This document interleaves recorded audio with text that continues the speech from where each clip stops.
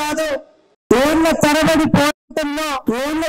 పోరాటంలో ఎప్పుడు కూడా మరి వెనకడిగేసే పరిస్థితులు వస్తే ఆనాడు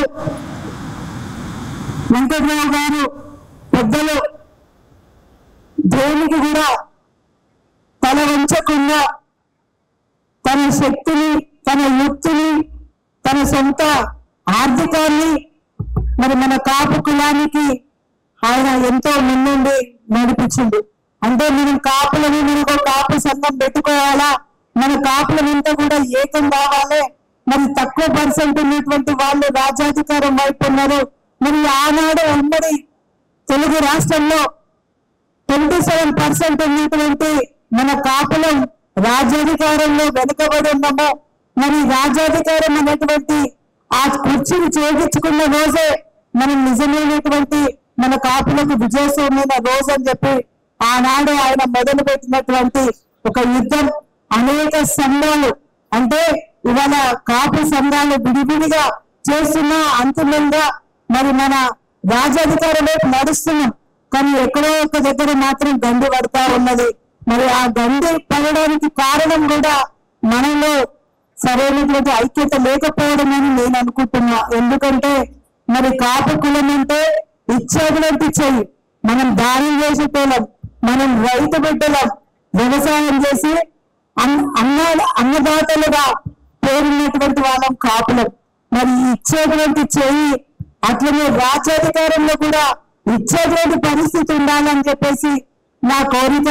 మరి మా నాన్నగారు హస్బెస్టర్ ఫ్యాక్టరీలో ఆకుల చెందిన మా నాన్న పేరు హస్బెస్టర్ ఫ్యాక్టరీలో యూనియన్ లీడర్ గా ఉంటుండే నాయన. నేను ఇక్కడ ఎస్ఆర్ నగర్లో నేను పుట్టి పెరిగిన. ఈ రోజు భారతీయ జనతా పార్టీలో గతంలో మహిళా మోర్చా అధ్యక్షురాలుగా పనిచేసిన రాష్ట్రానికి, తర్వాత ఇప్పుడు వచ్చిన స్టేట్ సెక్రటరీగా పనిచేస్తా ఉన్నా. కానీ కాపు సంఘానికి ఎప్పుడు ఏ విషయంలోనైనా నేను చాలా ఇష్టంగా ముందుకు వస్తా ఉంటా. ఎందుకంటే మా ఆయన రెడ్డి అయినా నేను ఆ కులాన్ని ఇంటి పేరు మార్చుకోలే. నా కులం కాపు కులమే. నేను బీసీగానే మున్నూరు కాపుగానే ఉండాలి తప్ప నాకు ఈ రెడ్డిలు ఈ తోటలు నాకు అవసరంలే. నాకేమైనా తోట ఉండాలంటే పటేలను ఉండాలి తప్ప, ఆకులని పటేలు ఉండాలి తప్ప నాకు ఈ రెడ్డిలు అనేది నాకు ఉండొద్దని చెప్పి ఎప్పుడు కూడా నేను మా తండ్రి గారి ఇంటి పేరుతోనే నేను ముందుకు వెళ్తా ఉన్నాను. రాజకీయంలో మీకు తెలుసు ఆ తోటలతో ఎంత పని అవుతుందో. కానీ నాకు ఆ తోటలతో పని కాకుండా పర్వాలేదు, కానీ నా కులము, నా కాపు కులం, మున్నూరు కాపు బిడ్డలనే ముందుకు వెళ్ళాలి. ఏదో ఒక రోజు రాజ్యాధికారంలో సక్సెస్ అవ్వాలి. నా కుల బాంధవ్యులు ఎవరెవరైతే రాజకీయాలలో ఉన్నారో వాళ్ళు గొప్పగా వెళ్ళాలని చెప్పేసి మనస్ఫూర్తిగా కోరుకుంటూ ఈ అవకాశం ఇచ్చినటువంటి రామకృష్ణకు ప్రత్యేకంగా ధన్యవాదాలు తెలుపుతా ఉన్నా.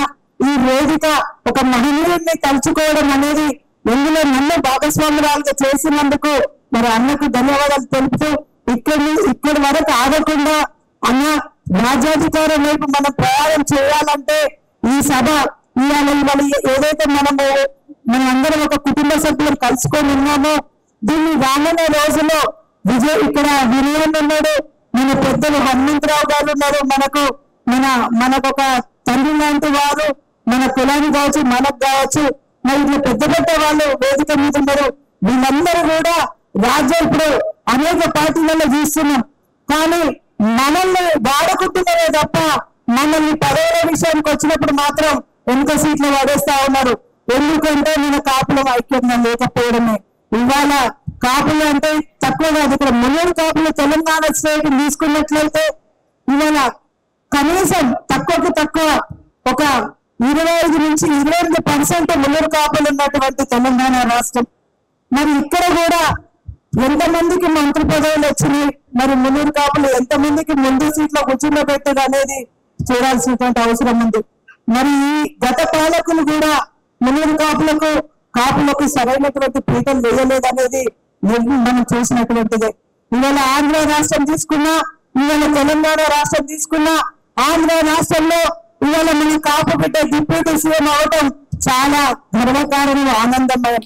కానీ అది మనం డిప్యూటీ సీఎం కాదు, సీఎం అనే కుర్చీ, అసలైన కుర్చీలో కూర్చున్న రోజు మన కాపులకు నిజమైనటువంటి విజయమైన రోజు అని చెప్పేసి అట్లనే తెలంగాణ రాష్ట్రంలో కూడా రామకృష్ణకు ఇక్కడ ఉన్న పెద్దలందరూ కూడా నేను విన్నపించుకుంటా ఉన్నా.